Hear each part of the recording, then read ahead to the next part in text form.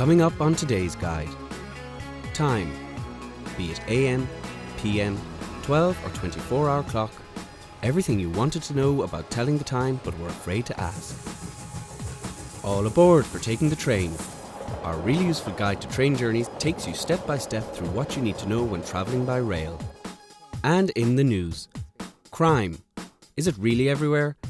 How does the media portray crime in Ireland? These days, self-service is all around us, such as self-checkout aisles and automated phone lines.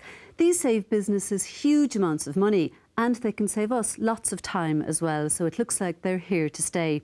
By one estimate, half of the day-to-day business we carry out, such as banking and shopping, will be through some form of self-service. But self-service isn't new. We depend on ourselves all the time to get information, such as bus and train times, finding directions to places, cooking meals even. In these cases, you get the information yourself, rather than ask someone else for it. Learning how to read a bus or train timetable is very handy for getting information outside office hours. If you find catching trains tricky because of all the information you need, then you might find some pointers in this next piece.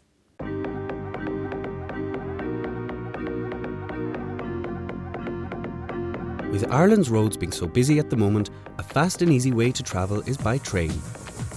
As well as getting you from A to B, a train journey gives you the opportunity to relax along the way. But if you haven't travelled much by train before, how can you find out the easiest way to get to your destination? It's always a good idea to plan ahead and check out timetables beforehand. They give you information on what time trains are leaving and arriving, which stations they stop at, and if services like dining cars are available on board. If you have any queries when you get to the train station, there'll be someone there to help you out. Hello, how are you? I want information how to get the train to Cork. Yep, if you walk up there, booking office on the right hand side, you'll be able to get your tickets. The train is there on platform number 2 and you'll be changed at Mallow. Lovely, thanks very much. No problem. Bye now. Bye. Morning. Could I have 2 return tickets? 2 return tickets. Are you coming back today or tomorrow? Day return. There are a number of different ticket types available, but if you're unsure which one you require, the ticket agent will explain them for you. If you're just going one way, you only need a single ticket, but if you're coming back again, you'll need a return ticket. Depending on where you are going, a return ticket can last between 1 day and 1 month. We were in Rathmore was our last stop, and we're getting into Mill Street, and then we go to Baltira after that, don't we? With the change at Mallow, and we go down into Cork. We take a train down to Cork. If you want to plan your route, you can print out maps from the internet or get them from some stations. I am lovely, isn't it? Do you know what time we get into Cork? But I got that We went on the 11:55 train, didn't we? And 13:35. Yeah, that's surely enough, isn't it? Yeah. We should definitely be in time. May I have your attention, please? We'll be shortly arriving at Mallow Station with a connection at Mallow for Cork City.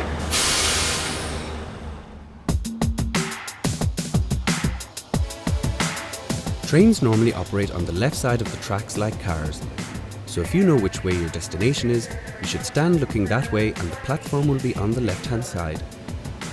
But in places like Mallow, Limerick Junction, Portlaoise and Houston Station, which have more than 2 platforms, you will need to listen for announcements or ask station workers. The train leaves Cork at 16:55 and it arrives into Tralee at 19:21. So the train leaves Cork at 16:55, which is 5 to 5 in the afternoon, and arrives in Tralee at 19:21, which is 21 minutes past 7 in the evening. Yeah, should that be okay?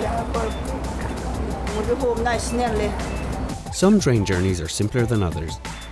If you're unsure how to get to your destination and would like to plan your trip in advance, you can find all the information you need on the internet, or alternatively, call your local train station. And, all going well, you should arrive refreshed, relaxed and on time.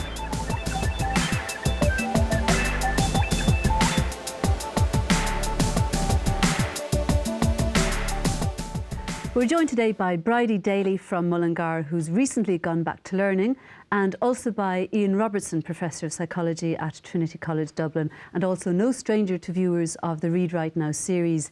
Ian, just the piece of film we saw there showed somebody doing something for the first time. Something happens in your brain, doesn't it, when you're doing something for the first time? Can you tell us about that?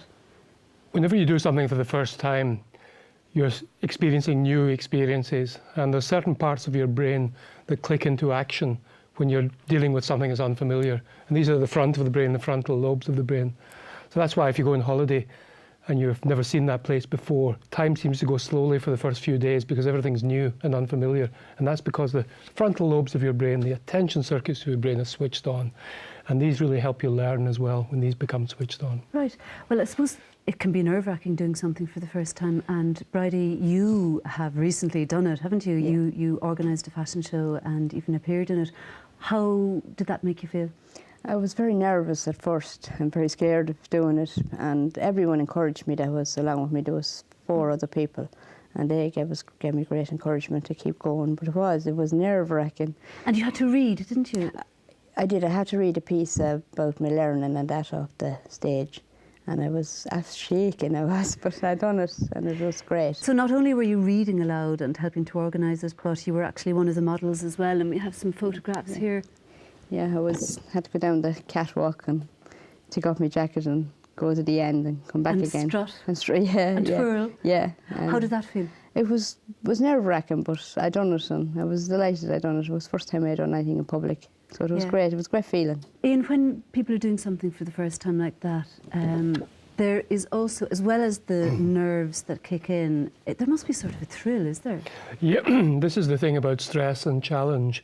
Too much challenge, when something's too difficult, it can overwhelm you. But if there's something that really makes your pulse race, makes your hands sweat, and you overcome it, that's one of the most powerful reinforcements you can get. And the brain gets a surge of chemicals that really boost your confidence. Is this the adrenaline rush? It's the adrenaline. There's also something called dopamine, which is a reward. Something is about when you do something that makes you feel really good. And that really strengthens some of the learning connections that have been made in doing the new thing for the first time. You went back to learning recently, Bridie, too, didn't you? Yeah, I went back 7 years now in the centre, but it's only a year ago that I progressed much further in my reading and writing and spelling.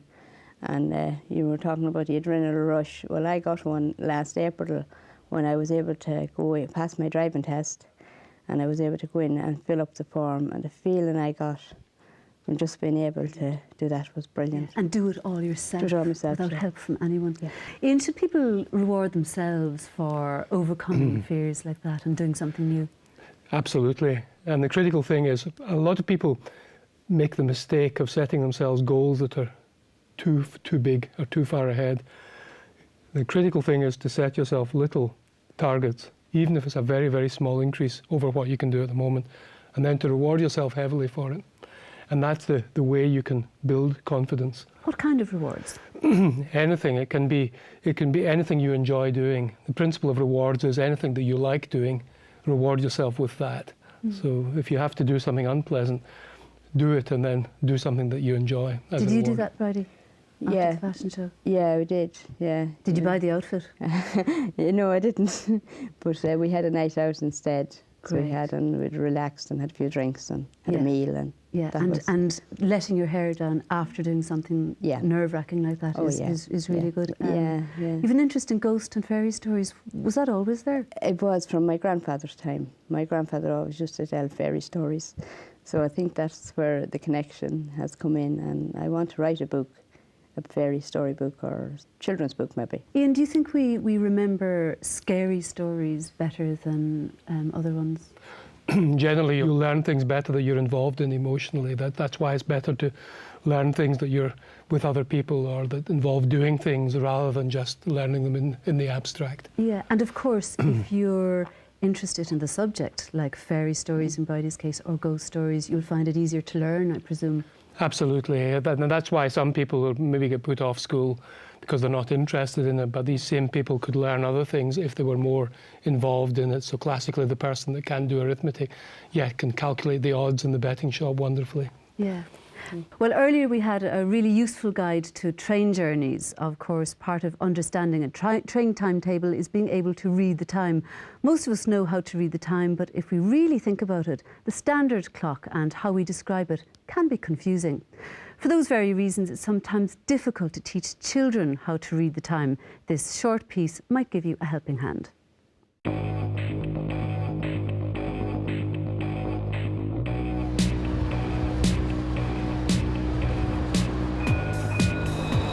It sometimes feels like there's less time than there used to be, but there are still 24 hours in a day.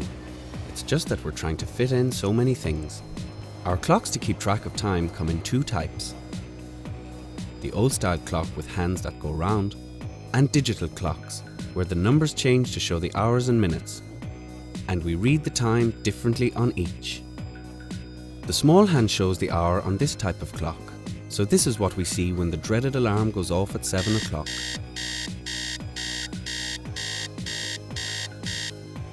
A digital clock shows the time in a different way.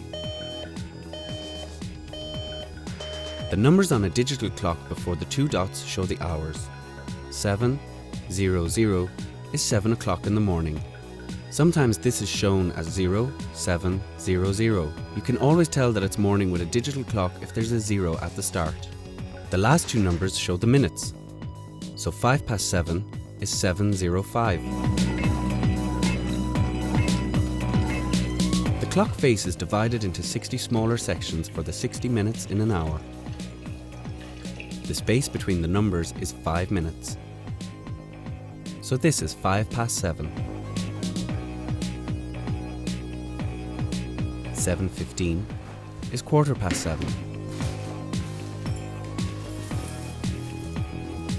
7:30 is 7:30. And 7:45 is 7:45. The time up until 12 noon or midday is called AM. After that, AM or morning is finished and we're into PM or the afternoon.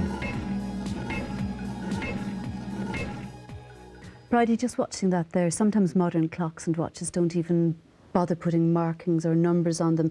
Others have Roman numerals. Do you find that confusing? It took me, I do, but it took me a long time to learn the clock. My brother actually learned me the clock years ago, but it took him ages. It took him about a month or more, because, you know, you have to learn 5 past, 10 past, 1/4 past, and then the half and the 25 to, and it took me so long. Well, later in the programme we'll be looking at the 24-hour clock, and if you'd like to know more about reading the time, page 100 in the free workbook has some exercises to help you. To get your free pack, you can free phone the number on your screen, 1800 20 20 65. That's 1800 20 20 65. Or you can visit our website. That's www.rug.ie.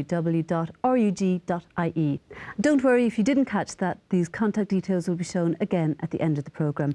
Ian, when you're creating time for yourself and for studying, do you think we're better cramming for a long spell or breaking what we need to learn and the time we need to do it in into shorter spells? If you learn something and take a rest, or maybe do something else and then go back to it, you're actually creating a stronger net. It's a bit like taking a plant and forcing it.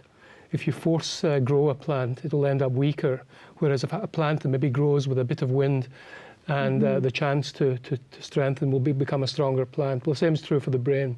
Right. So you break up what you're learning into smaller chunks and you'll learn faster. It also is more rewarding because you get a sense of progress, and that helps as well.